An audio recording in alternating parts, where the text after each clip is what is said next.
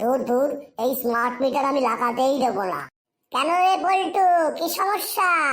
আজ বাদে কাল লাগাতে দিতে তো বাধ্য।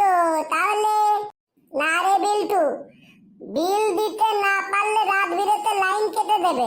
তাছাড়া আমার আগের বিলের 9,000 টাকা বাকি আছে, জানিস তো। ওরে পাগল, ভালো করে শোন।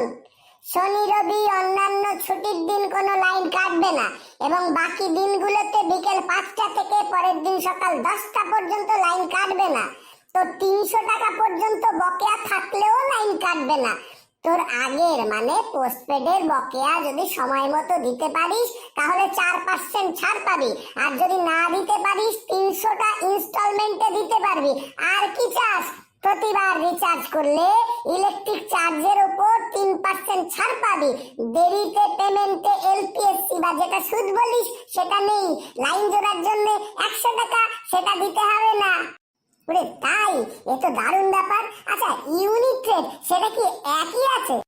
যা ছিল তাই আছে, শুধু আগে 3 মাসের উপর ধার্য হতো, এখন 1 মাসের নিরিখে ধার্য হবে। তাছাড়া যা ছিল যেমন ছিল তেমন আছে। ওরে বাপরে, এত সুযোগ! লোকে খালি ভুল বোঝাচ্ছে। আমি আমার স্মার্ট মিটারই চাই ভাই, আমার স্মার্ট মিটারই চাই।